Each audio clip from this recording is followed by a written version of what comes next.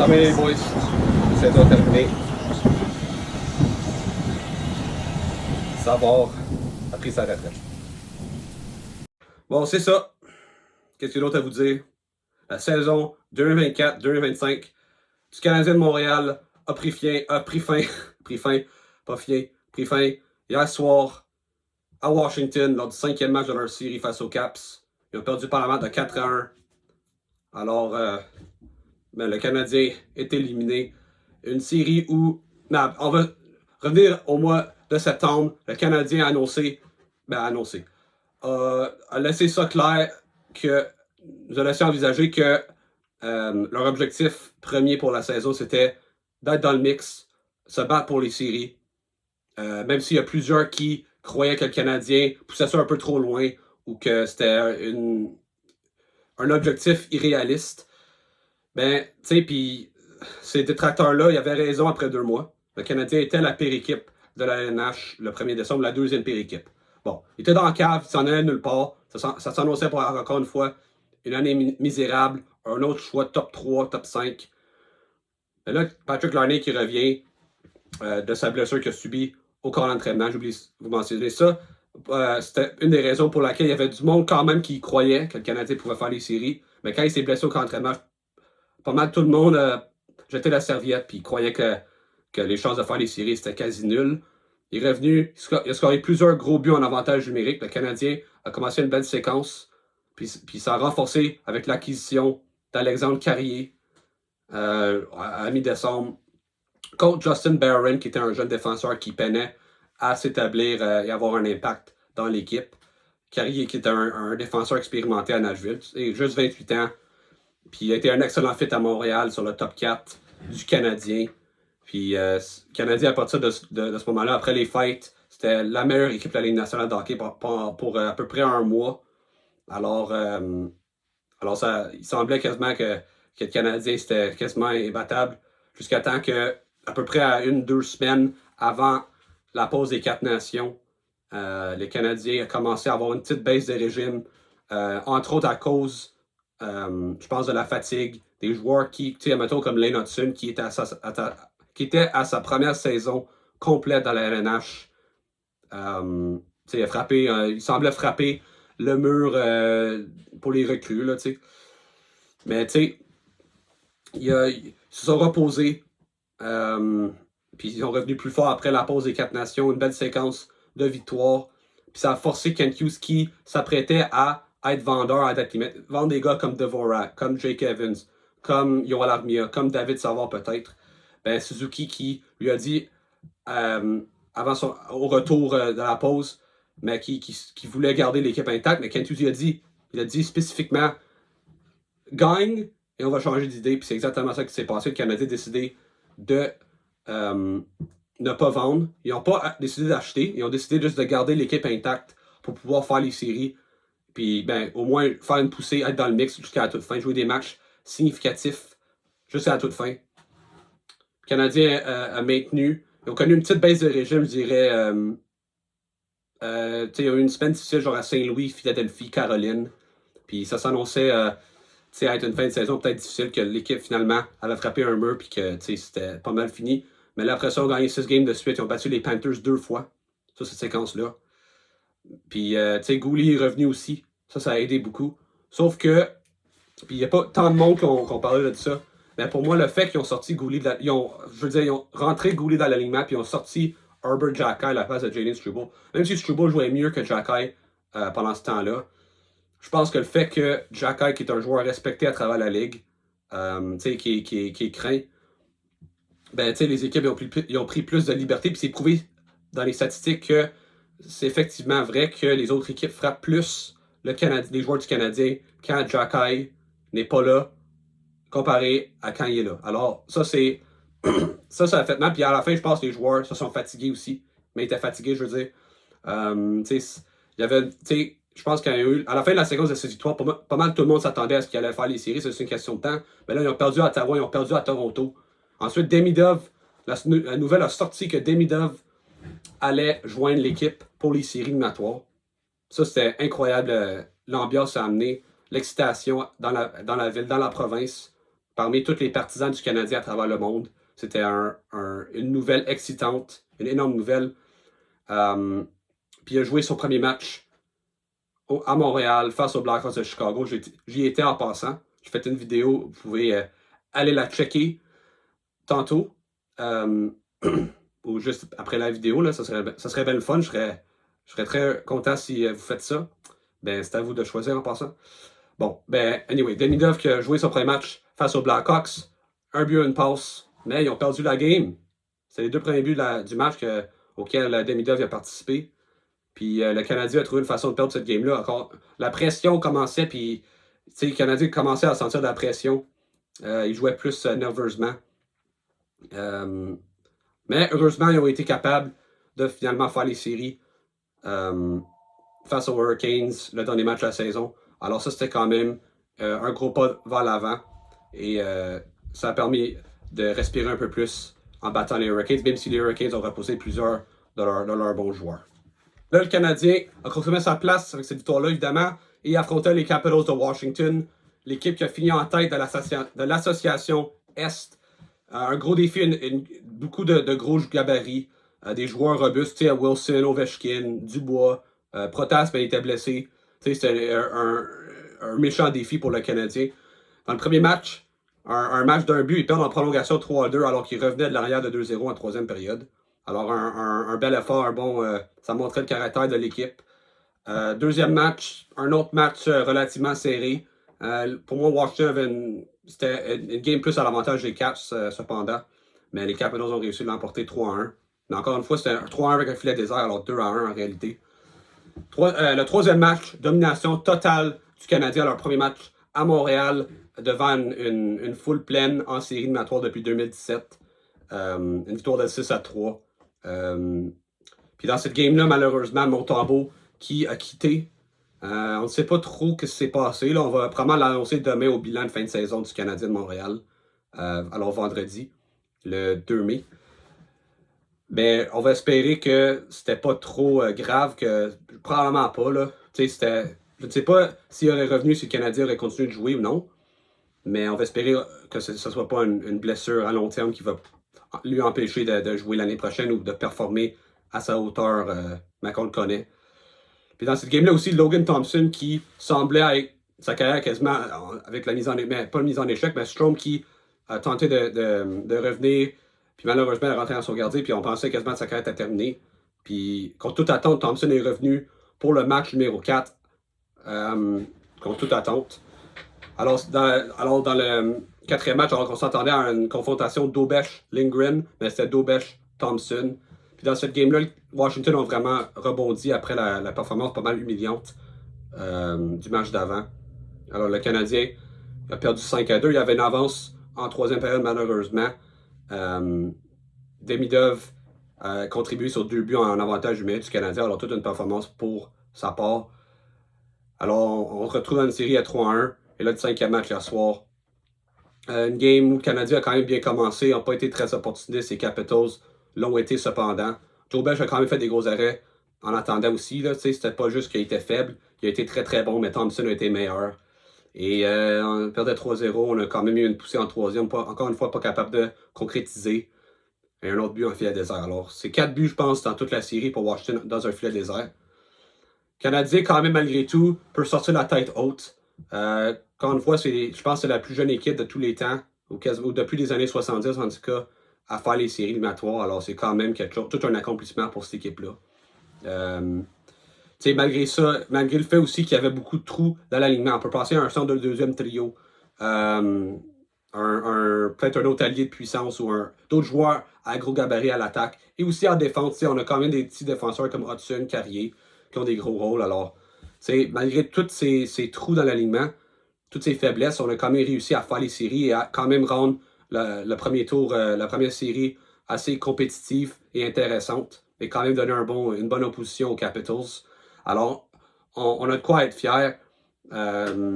Juste à regarder le power play, le premier power play depuis que l'année ont sorti de l'alignement, il semblait être une blessure à la main ou quelque chose, là, mais on va se dire, si l'année était à 100%, je suis même pas sûr qu'il aurait joué ces games-là. En tout cas, il n'aurait pas été sa première fois, ça c'est certain. Suzuki, 25 ans, Caulfield, 24 ans. Stavkovsky et Hudson à 21 ans et Ivan Demidov à 19 ans qui viennent d'arriver. C'est quasiment... Ça ressemble... En tout cas, pas pour l'instant, là, mais d'ici 3-4 ans, ça pourrait ressembler à ce que Tampa Bay a eu pendant les 10 dernières années. Hudson à la place de Edmund comme carrière, même si Edmund, évidemment, a un meilleur plomb la ligne bleue. Mais Hudson, c'est un joueur hyper dynamique. Kucherov, c'est Demidov. Demidov qui a un jeu très similaire, un passeur gaucher. Je pense qu'il a un bon tir sur réception, mais il n'a pas encore démontré au niveau de la Ligue nationale de hockey encore. Cole Caulfield à la place de Stamkos. Je pense pas qu'il y a un aussi bon tir sur réception que Steven Stamkos, mais encore une fois, un rôle similaire sur le power play. Nick Suzuki dans le bumper de Braden Point, je pense qu'il peut faire un job aussi bien que Point. Puis aussi, d'habitude, c'est lui qui transporte la rondelle dans la zone offensive. Et Stavkovsky, qui est devant le filet, là, causer du trouble devant le filet au gardien. Un peu comme ce que Tampa a eu avec genre Killorn, avec Paul, Eagle, Palat, par le passé. Ça a été un peu... ils ont changé plusieurs joueurs dans ce rôle-là, là, mais l'essentiel sur le power play, c'était Edmund, Stamkos, Kucherov et Point. Alors, le Canadien, ce power play-là pourrait certainement ressembler à ça d'ici 3-4 ans. Mais même ça, même si c'est pas au ce niveau-là pendant les prochaines années, ben ça va être quand même un power play qui risque d'être probablement top 10, peut-être top 5 dans la Ligue nationale de hockey au moins. Alors ça, j'ai bien hâte d'avoir ça pendant les années à venir. Pour de ça, le Canadien a quand même, au niveau des chances de marquer, selon les statistiques avancées de Moneypuck, c'est quand même été une série assez serrée dans les chances de marquer. En tout cas, selon ce site-là, divers sites de statistiques avancées ou différents modèles, ils diront pas toutes la même chose, mais à l'œil nu, je pense que c'était quand même une série qui, je pense, objectivement, le Canadien aurait pu gagner 3 games sur 5. OK? Je pense que cette série-là, au moins, elle devrait au moins se rendre à un 6e match avec la façon que ça se joue. Mais encore une fois, Washington, c'est une équipe avec plus d'expérience, plus de robustesse, plus de profondeur. Alors évidemment, puis un meilleur gardien de but aussi. Surtout depuis que Montembeault s'est blessé. Alors évidemment, ça fait une grande différence. Mais pour le Canadien, pour la première expérience en série, c'est quand même bien. Surtout qu'on n'a pas été... On peut pas dire que le Canadien était l'équipe la plus chanceuse dans quasiment tous les départements. Par exemple, gardien de but, mais en fait, juste les blessures. Montembeault, qui est leur numéro 1, se blesse. Carrier, qui, il s'est blessé lors du 4e match. Il a joué un peu, mais il est revenu le prochain match. Mais c'est évident que le Canadien a plusieurs joueurs maganés. Gallagher, on a appris aujourd'hui qu'il jouait avec une côte blessée. Anderson, il a manqué plusieurs entraînements pendant la saison. Alors, évidemment, il se battait contre quelque chose. Savard, évidemment, un joueur magané à travers sa carrière. On va lui souhaiter une bonne retraite en passant. Puis, etc. Il y avait plusieurs joueurs qui n'étaient pas à 100%. Alors, quand même, le fait qu'est-ce qu'ils ont démontré, c'est quand même impressionnant. Donc, ça, c'est les blessures. Ça, c'est la première affaire. Ils n'ont pas été chanceux. Une autre affaire, les arbitres. On peut pas. J'ai fait une vidéo l'autre jour, quasiment toute consacrée aux officiels. Alors, allez regarder ça. On va se dire c'était honteux. Puis ça ne tente pas trop d'en parler. Encore une fois, à soir, il y avait des cas assez douteux. Alors, disons, ça n'a pas été du bord du Canadien. Tu pourrais peut-être essayer de me convaincre que c'était pas non plus du bord des Capitals. Peut-être, je peux accepter peut-être ou comprendre un peu ton point si tu me dis ça. Mais une chose est sûre et certaine, c'est que le Canadien n'a pas été avantagé par les officiels. Ça, c'est sûr et certain. Puis aussi, même si tu peux... Le hockey, c'est un jeu d'erreur, c'est un jeu de chance des fois. Mais tu sais, ils n'ont pas été très chanceux avec les bons. Ils n'ont pas reçu les bons. Des fois, ça prend ça. Plusieurs buts que les Capitals ont marqués. Je peux penser, entre autres, au but de McMichael lors du 2e match, après le Canadien a marqué le premier but. Assez rapidement, un but où il passe la rondelle. C'est un retour de lancer, puis la rondelle frappe le patin de Savard dans le filet. Puis il y avait le but de Duhem l'autre jour, le match 4, qui a créé l'égalité, alors qu'il est coupé au filet. Un arrêt, après ça, un retour, ça a frappé le cul de Caulfield qui est revenu. Ou le chest ou quelque chose, là, mais... Alors, ils n'ont pas été très chanceux, le Canadien. Mais tu sais, encore une fois, puis aussi le but d'Ovechkin, mise en jeu de Dvorak, son bâton il casse, puis ça va direct à Ovechkin, un one-timer, aucune chance à Dobech. Alors, le hockey, c'est de même, là, c'est un peu de la chance, c'est du hasard dans le fond. Le hockey, c'est du hasard très serré. Ça prend juste la chance, les bons, puis malheureusement, le Canadien n'a pas eu. C'est pas grave, ils vont apprendre de tout ce qui s'est passé. Je suis convaincu que le Canadien va pouvoir élever son jeu d'un cran l'année prochaine, élever le niveau de jeu, élever les standards, puis on va espérer pour une fois qu'on entre dans le camp d'entraînement au tournoi de golf l'année prochaine, puis le message est clair. C'est pas le mix, c'est pas la progression, c'est pas le développement. On veut faire les séries, puis on va être compétitif en série, et non seulement y accéder, parce que à un certain moment donné, tu as fait les séries, là, c'est à l'étape suivante. Je comprends que des fois, dans une reconstruction, tu peux avoir des pas de recul, OK, de la régression, mais l'objectif premier, c'est continuer l'ascension. Puis c'est ça que le Canadien, c'est ça le défi que le Canadien a. Mais tu sais, ça prend aussi de l'aide de Kent Hughes. Pour moi, cette année, ça n'a pas été, c'est évident, ça n'a pas été une année où le Canadien a pris ça au sérieux, faire les séries, c'est évident. Je peux nommer plusieurs exemples. Le fait qu'ils ont attendu quasiment au fight avant de descendre Cayden Primo, qui était atroce en début de saison. Il a coûté probablement 3-4 victoires faciles aux Canadiens alors qu'il était là. Le fait aussi qu'ils ne sont pas allés chercher un défenseur pour remplacer Kaden Goulet après qu'il s'est blessé. Je comprends que Goulet est revenu à la fin de la saison, puis pour les séries, mais si tu voulais vraiment faire les séries, tu veux au moins, je ne sais pas, peut-être qu'ils ont fait des appels, je ne sais pas, ok? Je suis pas là, je suis pas dans, je suis pas moi qui dans les discussions pour les échanges, mais on peut peut-être supposer que le Canadien aurait probablement pu aller chercher un défenseur, en tout cas un droitier, en tout cas, parce que le Canadien, même si c'était allé chercher Carrier, il s'aurait fallu un autre défenseur droitier, surtout que tu sais que Savard, il avançait plus. Alors ça, il aurait peut-être pu faire. Le fait qu'ils ont gardé Pezzetta toute la saison, un gars qui, dans toutes les équipes de la Ligue nationale, à part peut-être les Sharks et les Blackhawks, il serait dans la Ligue américaine. Il serait peut-être même un joueur de soutien dans la Ligue américaine, même pas un joueur d'impact. Alors, ça, c'est un peu incompréhensible. Évidemment, qu'est-ce qu'il voulait, c'est la stabilité dans les trios. Puis il voulait pas un joueur qui serait malheureux d'être assis dans les estrades. Alors, ça, c'est la seule explication qui peut expliquer ça. Je pense, tu sais, mon grand-père avec qui je parle souvent, il dit tout le temps qu'il pensait que le Canadien faisait exprès pour perdre. Je pense pas, là. Mais comme je confirme, il faisait pas tout pour gagner. Puis encore une fois, le fait qu'ils n'ont pas été chercher un joueur de centre de deuxième trio. Je comprends que c'est très difficile d'aller chercher des centres de deuxième trio à date limite, mais tu sais, il y aurait. Évidemment, le Canadien ne voulait pas payer les prix qui étaient très élevés.